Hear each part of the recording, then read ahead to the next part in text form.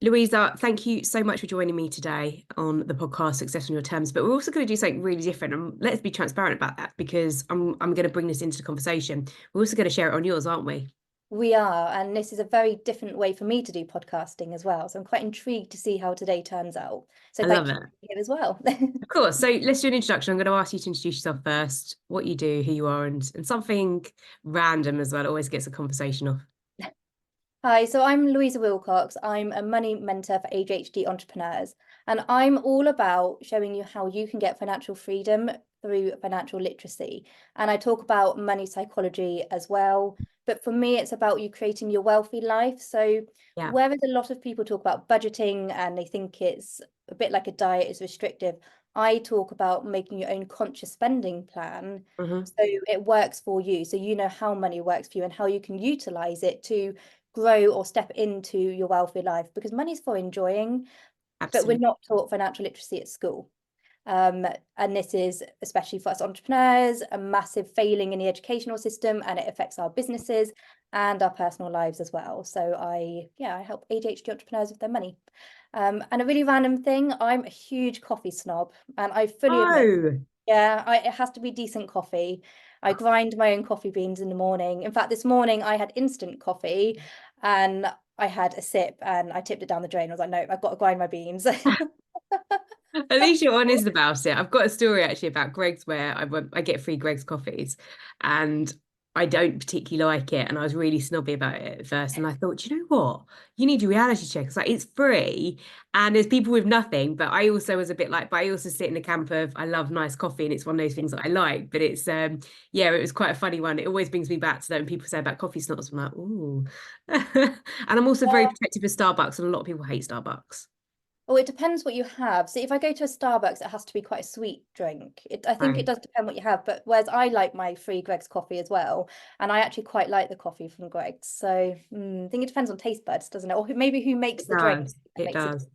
Well, Yeah. reverse engineer a bit. My weird thing, what do I like on that? Well, I'm obsessed with the gym and fitness. That's always one thing that comes through quite a lot. I'm very much about seeing performance and, having our mindset in shape as well, Yeah. which is probably something we're going to talk about today of money, and being able to then perform in business. And I think because I've got evidence of it working so well when I was in the corporate world, I'm able to see that well, it's like a non-negotiable for me for success in business. So absolutely love my fitness. I've done the crazy thing I did really around that was I did an ultimate performance, which is a very I guess it's an intense gym. It's a ridiculous investment for 6 weeks. Like you're talking like 2 grand. And it's quite the elites, the corporates will pay for the top leaders to go and things like that because they find managing their lifestyles very challenging. So it was one of those just intense ones, but I went for the pure thing of I really wanted to push my limitations and discipline, Yeah. to the point of crying, and that absolutely happened in that gym. So So hard, isn't it? I love Fitness. challenges like that. Yeah. Yeah, it's bizarre, but I do. So I always like to do something, give it a go once, and then see. So those Tough Mudders and stuff I've done, I will never do them again. But Oh no, don't say that because I signed up last year when my son went through a double hip reconstruction and I was sat in hospital and I do a lot of fundraisings. We have to pay for private physio for him. And I was like, what can I do this year? So I signed up and I'm really regretting it now to the Mud Girl run. wow, And I signed up and I got it all out there. And I kid you not, 2 days later, they cancelled it. And it's been rescheduled for this year. So I ended up telling everyone because I'd already had donations. And I was like, so I contacted everyone who donated and did all the things you have to do. And I was like, right, instead, I'm going to run a mile a day for a month. Never, ever will I commit to a mile a day. If I do it again, it'll be a kilometre a day. Because I kid you not, that makes a difference. So I yeah, ended up running around like Birmingham, London, my hometown. Like I was traveling a lot over this month, and I was like, why did I choose to do it this month? I think it was like October or something. And now this year, I have to do the Mud Girl run. And on Sunday, I actually forgot. Oh gosh, this is terrible. I forgot over Christmas because I'm really impulsive. Um, I forgot that I signed up and agreed to do a 5K run with my boxing group because I'm like you into fitness. And yeah. I haven't been training because I've been a bit like in my little bubble still with Christmas and everything. So Sunday just gone, I had to do a 5K run, and the mud, I couldn't see my feet. It was that bad, but I did it. And like you say, the mental toughness, it's not even the physical side, it's the mental side of having to push yourself through it. Oh, 100%. I did it. I did it in 33 minutes and 10 seconds. And if you had seen the mud and the hills, I am very proud of myself. But oh God, yeah, no, I get that with the mental toughness. It is the next level. But this is what's great about the conversation, because I do a lot of work with clients on absolutely the business strategy side of things, but a Yeah. lot with messaging as well, and a connection. And a lot in the messaging I talk about is the actual connection you have with somebody and be able to in a relationship. And again, things like when we talk strategy, it's like, what are your values? What's your mission? What's your beliefs? Because like us, even sitting here having this conversation right now, this is where people buy from people, is when they've really built a relationship where someone they like, and they know and they trust. But you will often be drawn towards people like you naturally. And again, it's about attracting the right people you want to work with, but people you have a relationship that isn't just transactional, like the business thing, you pay and get that. It's more than that. And that's what I love about business. And it doesn't always have to be that it is around, again, it's not competition in things. You and I have worked a lot of the last few weeks talking about, and you came into my business community, but around money mindset. And I've just done a course on it. You supported in there, because I'm very open to the fact that also I work with a mentor who does business strategy, but she's then brought me into her business to work in her mastermind. I've been a part of one of my sales coaches' business and helping there. And I came in there and spoke about money mindset. Like, there's so many opportunities that come up. You might look at somebody and think, well, that's competition, but it's not. There's potential collaboration. And you've got to make the right decisions, absolutely, because Yeah. time is currency as well. And I value my time and I value yours and other people's time. But there is a world we live in right now sometimes where we shut down opportunities quite a lot, or we shut down those conversations. And I think, but get out there more and serve people, help people, and just build those relationships. And like this, we could go on all day about talking about fitness, talking about challenges, talking about coffee, talking about other things, Yeah. because we've got that in common. And the same conversation happened last night. And I went to the theatre with my mum, and she was saying about when she goes quite a lot. She said she often goes sometimes to stage door, or she'll go on her own. She says, I just talk to people. She's like, if I'm next to somebody who's on their own, we just have a chat, because we're strangers, but we've got something in common. And I think this is really important for people. And this is where I see a lot of the work, which we talk around money mindset, people get hooked up on all of the challenges there and the wrong things. It's like start by building communities and people as well in that side of things of business. I totally agree. And I'm all for collaboration, not competition. Yeah. There's literally billions and billions of people on this world. And there are so many people in the business world, and there's so much money out there as well. Mm, And I think it's so important to have those collaborations, because, like you say, who I might attract might be different to who you attract, and same for 100%. someone else. And I've worked with different business coaches myself, and there are some I've been to their events and I've gone, gosh, she's absolutely brilliant, she's got the knowledge, or he has, but I couldn't see myself working with them. But then there's someone else who might come up talking about the exact same things and go, yeah, I really like what they're Yeah, about, I really like what they do, I like how they present themselves.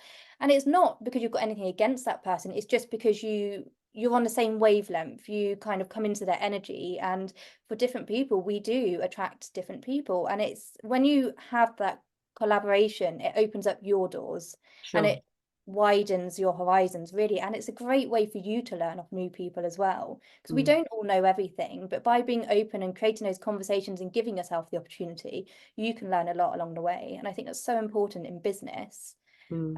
because business is a journey, isn't it? It is a really interesting journey, and there are some things that are going to go well, there's some things that aren't going to go well. But by creating that community around yourself and by talking and being honest about it, you can help each other rise up to move to the next level. Yeah, yeah. Tell me about some of the ways you came into working in ADHD and money as well, with money mindset and all of that work you do. So I went self-employed back in COVID, funny enough, and actually I was made redundant. But my son has cerebral palsy, Mm, and I found being employed almost impossible. I had so many appointments for him, and let's be honest, the flexible working policy isn't really that flexible, especially when you're a SEND parent. And I yeah, sat there and I went, you know what? I had another young son at this time. I think he was about 1. And I just said, you know what, never again am I going to have to ask anyone permission to be there for my children. So I went, you know what, I've got all this knowledge, I'm going to go self-employed. And I set up my first business, my bookkeeping business. And that boomed. And then I saw someone that I was following on Facebook put out an advert for a course, and I literally went into that. I bought it off the whim. I was like, oh, they've done it. They've done really well. Let's just do it, give it a go. And my word, it opened up so many opportunities for me. And then I went, you know what? I always wanted to help people in more depth with their money. Mm. The bookkeeping is I still run that business, but it looks very different now to what it did at the beginning. But you don't really get down to the nitty gritty. You don't talk to people about their money psychology. You don't talk to them about how to handle their actual money. You're Mm. telling them sort of how their business is performing, things they can do. But this side that I do with my money mentoring is so, so different. And I've grown it from there. So it's my second business, and honestly, it's my passion. I absolutely love what I'm doing. And then I've kind of niched down more into the ADHD because I have ADHD myself. Both my children, I'm convinced, have it. I've actually got my eldest son's first assessment coming up soon. I'm on the waiting list for mine, but I can guarantee it's going to be years down the line because the waiting list is ridiculous. But I pretty much tick all the boxes. And I realized that the more clients I've been working with, I would say about 98% of the clients I've been working with all have ADHD. Okay. And it's attracting that like to Mm. like, isn't it? So Mm. for me, it was like, actually, you know what, I can help people with ADHD because our brains do work and think differently. Like mine's on the go constantly. I don't ever really stop. My brain is going 100 miles an hour and I'm on like the 20th conversation before I finish the first. And with ADHD, we do struggle with impulsivity, which can lead to spending more. Then you get stuck in the dopamine spending cycle. And Yeah. it's knowing how to get out of this, but also working on your money, if you want to call it money mindset, money psychology, it's pretty much the same thing, on how to actually change those habits and learning about where they're formed and utilizing it so you can actually change them and then move forward so you can progress with looking after your money, learning how to do it, because again, we're not taught how to do it, and doing that to your advantage, but doing it in a way that works for you. Mm. Not everyone wants to be on a massive yacht sunning in, I don't know, Ibiza or something like that. Some people do, and that's okay. It's whatever your life looks like to you. So that's kind of how I ended up here, and sort of where it's been going. And I think the biggest thing I've done on this journey is pretty much owned my space of being ADHD, because Mm. it is so hard sometimes admitting that. And I think my hardest thing was I kind of knew it anyway. But actually getting out there and being very open about it was then crossing another bridge and being actually, you know what, this is the case. And then Oh. you always worry when you're online about what people are going to say, and you don't, even when you don't want, like don't mean to, you do, especially being an entrepreneur. And actually it's probably been the best thing I've done, and the amount of people it's helped. Like even this morning I've had people message me going, oh, I've listened to your podcast, this is brilliant, I've already done this, I've taken this action. And it's when you see the ripple effect that you know that you're actually doing something that is really worthwhile and you're calling. And but yeah, so it's kind of how I've gone on this journey and Yeah. where it's going now.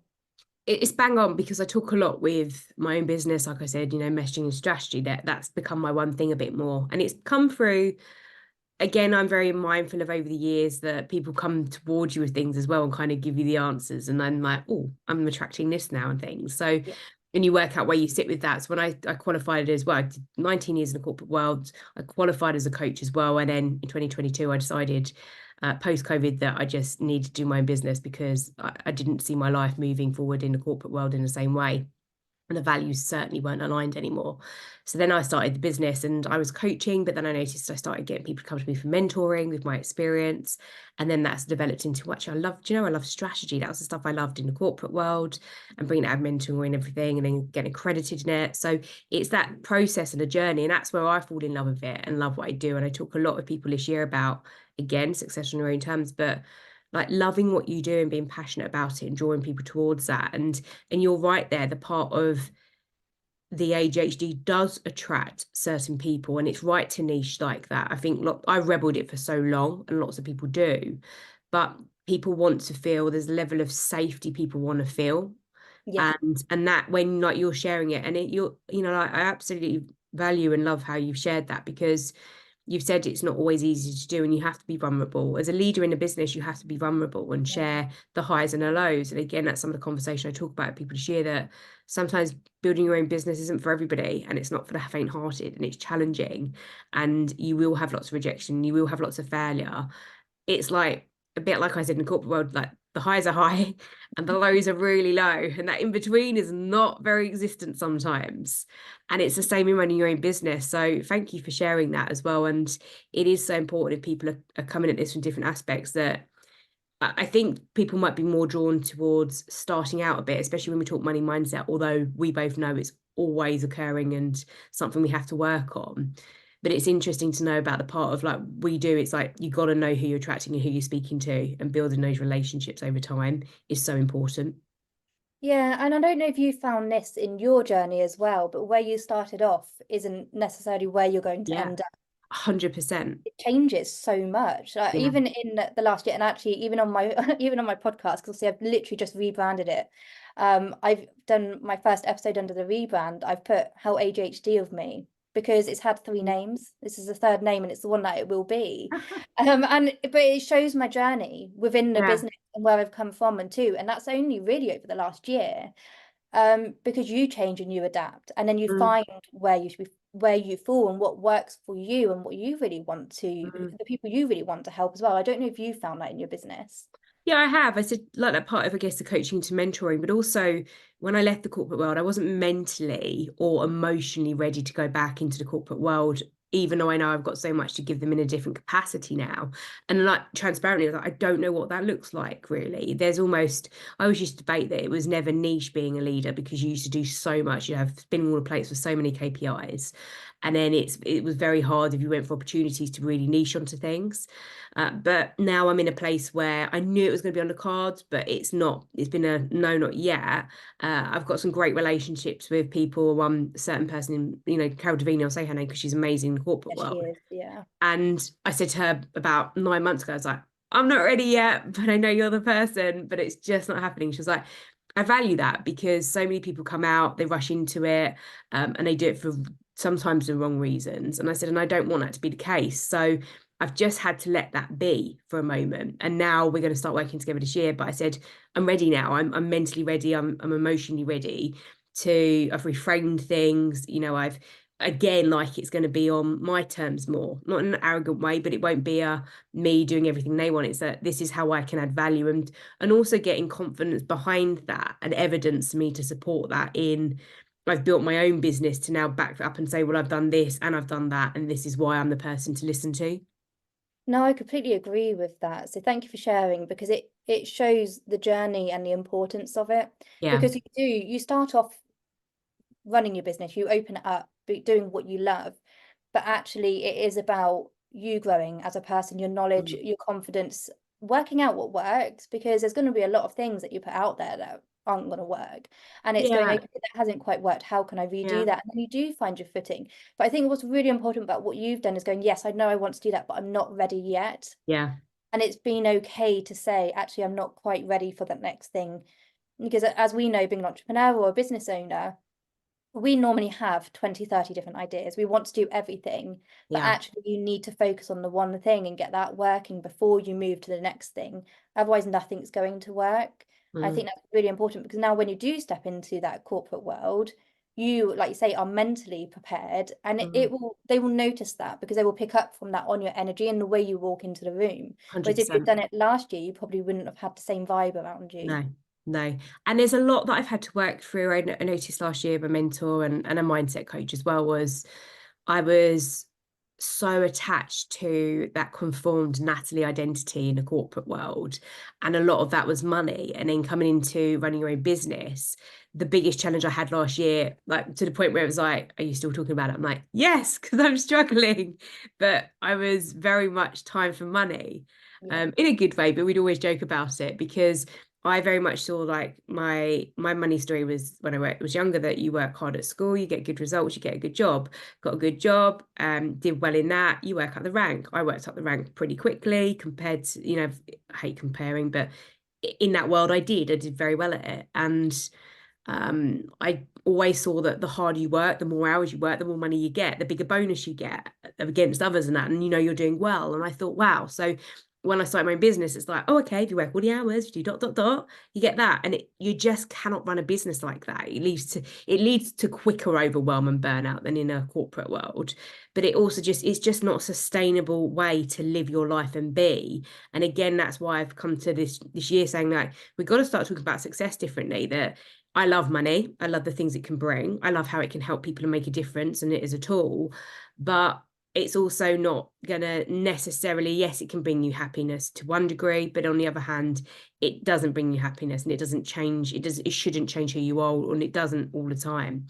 And I think when you've got that higher state of awareness, that can be the difference with the money mindset part. But I've really had to work on the trading time for money, because it leads you down so many routes of, I feel guilty as well then if I'm not working a weekend, or if I'm not working the hours and things, or if I haven't responded to a client within 10 minutes, which is crazy. But that's what your brain then does, and you've got to manage those emotions. And it's another thing I talk about with businesses. It's often one of the biggest reasons why people fail in business, because they cannot manage their emotional state, hence back to the fitness stuff.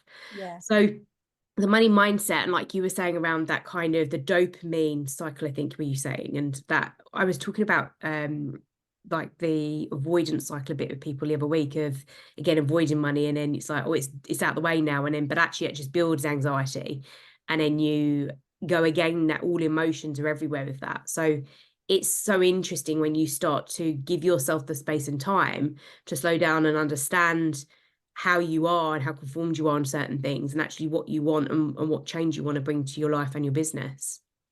I do think being or running a business, you become a little bit of a rebel to the traditional way that we are brought up, Yeah. especially from our generation, and older generations, because we do go through, and even still, you go through the schooling system and you're told that you need to do things a certain way. You've got to step in line, you've got to do it this Yeah. way. And like you, when I left school, I was very fortunate. That I had a very good bank job from the age of 15. Mm. That was because my parents knew the bank manager and I got the job. It was very much a who you know, not what you know. And I was brought up with the whole, you have to be in this really massive job and all the rest. And I remember when I got, obviously I was so proud, especially at like 15. I mean, I think I only had a couple shifts and then I did turn 16. But it was very much like, wow, I'm in the banking industry. It's absolutely fantastic. This is what I'm meant to be doing. Like you work up the ranks and the bonuses. But then it's like when you look at it and it's like, actually, when you do become an entrepreneur, it is moving away from that, and trading that time for money is the biggest change you can make in your business. Especially with my accounting business, when I first started it, that's what I did. I traded time for money. And I was quite fortunate that actually quite early on in that business, I did see quite a lot about actually doing things a different way, and I changed it. And the difference it made to how I was able to run that business was Mm. phenomenal. If I can't say the word, phenomenal, that's the one. And the profit difference it made as well. And by doing that, it meant that I could bring in support into the business, subcontractors, and I could offer more to clients. So it's not even the money side of what you can take home, it's how you can support your client base, isn't it? But it is about Mm. stepping out of that traditional way of being brought up and going, actually, I can do things different. But it is rebelling against the system and going, no, we can do it this way. And nowadays, you don't need to trade time for money. We're in a digital age, and we are now at the cusp of a new movement of Sure. how business and I think the world is being done. You've got AI on the rise. Business is done, over Zoom a lot of the time now. We live in such a different world to what we even did 5, 10 years ago. A lot of it because of the pandemic. But now we are coming into a very digital age where business is changing, and you don't need to trade time for money. There's things, passive income. You don't Mm. need to travel all these places on a train. Okay, we do still a lot for networking and events, but you can do so much more online, and it's a different way of working to what it ever was before. And I do think if you can keep going in the entrepreneurial world, there's a lot more benefits to it, isn't it? And it also comes down to that thing with money of going, when is enough enough? Because everyone thinks, okay, I need to be earning 6, 7 figures, before I'm happy, before I get that thing. But what happens if you don't sit and you don't work out what it is you actually want in life, you're always going to be chasing the money. And no matter how much money you have, you're never going to be happy because you don't know what you're actually working towards.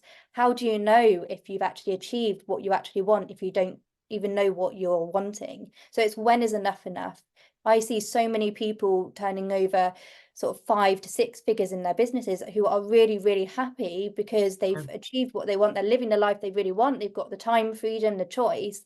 And I know people earning, 7 figures or more who are hitting burnout because they Yeah. don't know yet what they're quite chasing. Yeah, you are absolutely bang on the money there. It is absolutely true that, again, I know people that have, again, even rapidly built their businesses as well. And that's great. And then I've kind of said to them, like, what's missing? And they're like, someone to share it with. So they're working, again, all the hours, got all the money, but they've got nobody to share it with or any experiences. And that's where, again, we come back to, what do you really want? What are you doing it for? Because that, I believe, and again, I talk a lot about, like, you've got to have a very strong purpose. The one, wakes you up in the morning, but two, that I think that if it was something like mine is for my family and stuff, that would never be overridden by business. And I always say, I'm transparent again. I've started a relationship when I'm in this business. So I said, you have to understand that how I work as well can't come into conflict, because that's who you knew before we were together anyway. So that wouldn't be fair. But these conversations come up with people all the time. And again, it's having these open conversations. And the best part about this is communication is the key to this. That is a lot of the answer, is very good communication with people around the friendships, the like relationships you have with people, and being able to look at what, again, then the partnership of, well, what does that success look like to us as well? What does it really mean to me? What's my life going to look like? And knowing that, and it's beyond a vision board. It's really seeing it and live it, and working for that every single day. But you're right. I think that you've got to give that time, because I had somebody say the other day, I was out somebody at networking, and they said about, I'm struggling with when's enough. That's what my partner's asking me, when's enough, because I won't switch off. And that's when I shared that comment about, my partner, that we've had to both communicate that this is how you knew me before. So don't expect me to suddenly switch off my laptop at 6. It's not going to happen all the time. And I want you to respect that. I don't want that coming in as a conflict or an argument all the time. And it's interesting that I then started to have to do a bit of work myself on, actually, though, when is enough, because otherwise, like you say, you're always working for that when I day, or that next thing, that actually, for what? Because you'll get there and then it's the next thing. And I heard this, I can never really say it in the best way. I heard it the other week, was around a quote around, like, what you were working towards maybe a year, 5 years ago is today. It's like you're probably living and breathing that day right now. In terms of me, like, thinking like, oh, I'd love to not be in my in a corporate world. I'd love to be running my own business. Like, I'm here, yet my mind is all about next. And What you're that's not doing. really dangerous territory to be in, I think, isn't it? And this is where you can see that money comes into success and everything. It plays such a pivotal role. And if you haven't and don't continually do the money mindset work, I really believe that's going to hinder your growth. Totally. And I completely hear what you're saying on that, because so I've already told you about when I started my bookkeeping business. I started that so I didn't have to ask permission to be there for my children. So with my son, who's got cerebral palsy, as you can imagine, he has a lot of hospital appointments. Mm. And at the time of me going self-employed, I had been on sabbatical leave because he'd had quite a major spinal operation to help him walk unaided, called selective dorsal rhizotomy. And I'd been talking and fighting for that operation for about 3 to 4 years for it to happen. So he had that op and I went on sabbatical leave. And it was at that time that I went, you know what, I want to be able to support him, because he needed a lot of physio to be able to get, so he could walk, because without that op, he wouldn't be able to walk. He wouldn't be able to walk unaided. So I started the business and I got my first client, which was amazing. And I continued going, and then it grew and it grew and it grew and it continued going. And then I went from working half a day a week to 2 days a week. To doing it to then 6 days a week, and my children going to breakfast and after school clubs being absolutely awful. They were really grumpy, and me being really grumpy, my husband being really grumpy. And it was then when we got to, and it wasn't actually that long ago, it was what year are we in? 2024. So it was December, trying to think of the year, 2022. And I was like, "Oh, this just is crazy." And I had some massive clients who I absolutely loved working with, absolutely loved working with. And I was working so much. And then I went, you know what? And I've always said I would take 2 weeks off over Christmas. That is non-negotiable. If you want me to work Yeah. Christmas, I won't work with you. Always non-negotiable. I think that's because when I was employed, you could only have like 2 to 3 days. But I'm Yeah, like, no, that was Christmas is me. my thing. I love Christmas. I don't care about the rest of the year, but Christmas is my thing. And then we hit January 2023, and I had a whole strategy day with someone about my mentoring business, how it was going to work. And a week later, we found out my son needed double hip reconstruction. And I sat there and went, oh my word, I literally, it completely shocked me, as you can imagine. He had stopped Yeah. walking overnight pretty much, couldn't stand. And I said to my husband, I went, I can't keep doing this. And I remember I had a 3-hour conversation with my sister, and I bawled my eyes out for 3 hours solid about everything. And I went, what am I doing? Mm, I've got this successful business that is doing really well, and I'm bringing in all this money, but everyone's miserable. mm, And I'm working 6 days a week. I'm not looking after myself. My mental, and I've always had to, like we've been talking about mental health. I've always had to be very aware of my mental health, because just before COVID, I went through what I now know was a bit of a mental health breakdown. And it all came from literally developing a nut allergy. Basically, overnight, I woke up and went into anaphylaxis, and it just hit me. wow. But I think it was years of build up, and that was kind of like the last straw. So I've been for years now being very aware of my own mental health, which is why I exercise, because for Mm, me that works. And when I don't exercise, I know. And I realized my mental health was shot. I wasn't exercising. I was eating so bad, like chocolate, cake, all the quick grab and go foods. And I had a huge long conversation with my sister, and I went, I am doing this because I feel like I have to prove myself to someone, because mm, I'm not employed in this high-end job, earning all, like doing whatever it is. I'm not a solicitor or whatever it is. I felt like I had to prove myself, and I was doing that by running myself to the bones. But when I actually went, you know what, I started this business off so I could be flexible for my children, so I could be there for them, so mm, I could bring in some money and be independent and be happy. And yeah, I'm bringing in the money, but I haven't started a business, or this business isn't what I set out to do. I had achieved that a year down the line. And that's why it's so important to actually write down what it is you want. yeah. I think every single month, or at least once a quarter, you need to check in and go, what have I ticked off that list? Because I think if I had done that, I would have looked and gone, actually, I'm already living the life that I wanted when I started my Sure. business, and I've achieved that a year down the line, and I wouldn't have kept on going. So then I went, you know what, I can't do this. So I actually ended up basically getting rid of my really large clients. I explained to them why, and they were, we still talk, they still in my world, and got a good relationship. But it meant that actually when my son went through that operation, I was able to fully focus on him. Mm, I spent most of 2023 in hospital with him. And mm, even now, like January just gone, we had 12 hospital appointments in 1 month. It was wow. crazy. Yeah. And he's still in recovery. But actually, it's about building up that business around what works for you. But also, if you do go down the line and you realize you've come off your course, going, you know what, it's happened, it's okay. It's a learning curve, and business is a learning curve. But Mm, definitely actually writing down and realizing what you actually want. yeah. Because if I had done that, I would have realized that within about 3 months, I'd already achieved that. And I'm not at that time in my life and my children's life where I can do the next stage yet. Yeah. And Yeah. it's about focus, isn't it? Yeah, it is absolutely. And there's a lot there of the idea of, again, like our visions, our mission there, our values, but also coming down to the crux of this helps you build your business in terms of when people say, well, what do I price stuff at? I'm like, well, what do you want to earn? Like, what was that life goal? What does that life look like this year? Reverse engineer back from that, because that creates that. I said you're doing it the other way, but you've got to create the life you want and do things you love, and that will come and map it out. Don't worry about that for the minute. Just let's think about this first. And you're absolutely right. It's so important. And the reality there is there's so much going on for us, isn't there, all the time. And this is why I'll always say that I feel it's really powerful to have somebody you know, work with, whether it's part of a membership or anything that you just get involved with, in terms of one, community and being able to share things. That social connection is absolutely key. But two, that you work on your mindset, because it's a bit like you said at the start about the financial literacy. This is the stuff we're not educated on that we should be.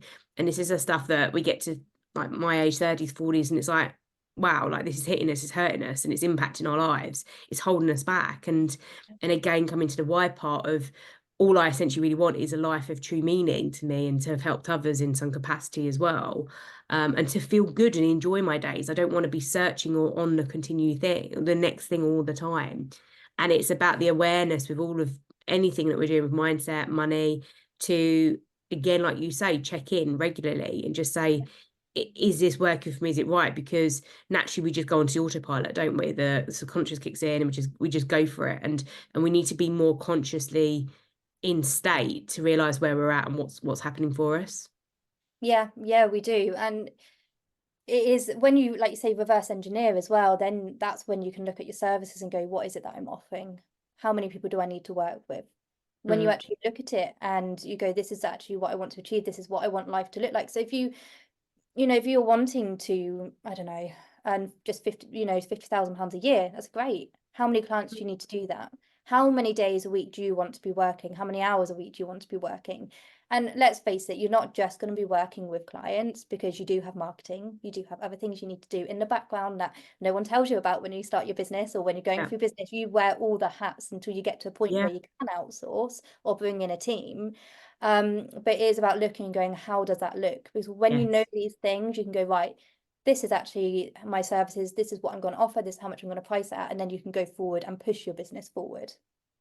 And there's a part you said earlier around, it kind of hooked me because it was something somebody else said in my previous episode around proving things to people. And again, that person, and I tend to have the ability to use that as my driver now for people that are in my life, especially in the corporate world, as if I didn't get on with certain directors and things at the end. And I use that now not as much as a pain point, but right, I'll show them attitude in a good way. I don't go out there like demolition mode of it, but I am just like, I embrace it to think like, no, this is why I want this. This is what I Yeah. will do the extra on. So again, it's the balance of using all this, but you don't have to prove anything to anybody. Like, and again, judgment comes up so much. Loads of fears come up around money. Mine was the fear of success, but that the depth of that was around and is around getting to, like, bringing in the money and going, I'm still not happy, because that's where I was in the corporate world, is being told, oh, you got this now as a salary. And it's like, oh, I don't feel any different. And that No. scared me. And of course, the fear of failure, I'm more resilient to. The fear of judgment, again, I'm very resilient to and thick-skinned, but that's come over time to be that way. But it's also backed up with evidence to know stuff I am good at, and I focus on, and like you said, focus there, and the other stuff I don't, and that gives me the ability to do that. But you've got to give the time to think about your fears and where that's holding you back, and that you don't. I guess sometimes it might just be taking the belief of somebody else for a little bit as well, where they say like, just do it for you, like, so we believe in you, go for it, or I believe in you, go for it. And you don't have to prove anything to anybody. And that's why I'd always talk about the power of community with anything like mindset and this, and talking people who get it. And also like the differences between where we spoke at the start around the relationship you have with something like money.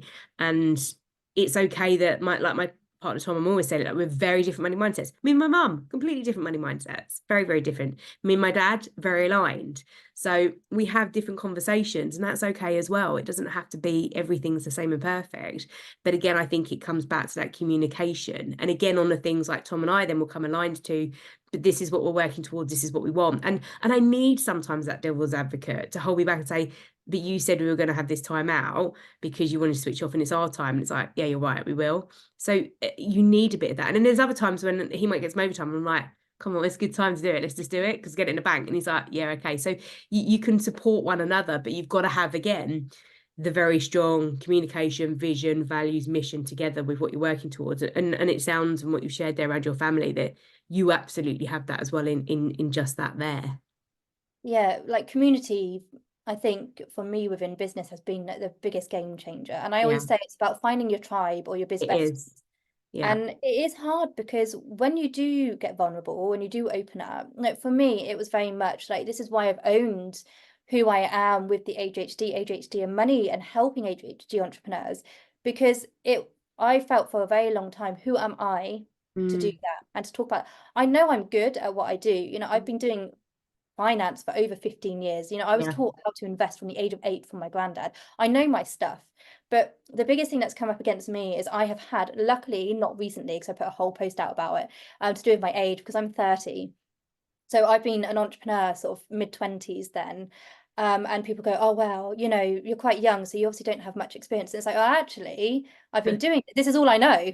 You know, I don't know Yeah. sales, I don't really know marketing. I can learn those, but this is all I know. This is my world, you know. I've worked in banking, I've been taught investing, I've worked in accountants. This is my world. I know finance. I'm not going to say that, you know, I'm the next best thing, but I do know how to help people take control Sure. of their money. And I've done it myself within my own life. So I've also got Yeah. the life experience. And it's about owning that space and going, actually, yes, I do know my things, but it's about overcoming those barriers and Sure. having that community around you that go, wow, what you're doing is amazing. Yes, you can do that. This is great. You do need that supportive element there, because it can be quite lonely when you are the one running the business, and especially now with business being more through the computer, it is very, very lonely. So definitely finding that community and talking to people and having people there who are happy to support you along the way, and so you can support them too. I Mm. definitely think that helps you step out of your comfort zone and properly take charge of what you're meant to be stepping into, and owning your space and being more comfortable with that. And even recently, you know, with me rebranding my podcast and properly owning this space and going, yeah, this is me and I'm comfortable with that. Mm. And these are the things that I'm good at, these are the things I'm not quite so good at. And actually, even to the point where, you know, I have done episodes on the fact that I love Amazon, having a bit of an Amazon addiction. And I had someone say to me this morning how that really resonated with them. And then as I shared tactics on how you can get over it, and it's seeing that and having people come to you and going, yeah, I get that. That's Yeah. me. Thank you for helping me. That helps you move forward. But Mm. having that community around you helps give you the confidence to do that. Sure. Um, and the mindset side, like you say, it's very much, and for me, I love journaling. Write down the things that you're fearing about and Mm. do it anyway. And that's the hardest thing, do it anyway. Because when you Yeah. put it out there, I can guarantee you it's not as scary as you think. Like I remember the first time in lockdown when we all started on this Zoom thing. I'd never used Zoom in my life. And I remember it was a networking event for a local group.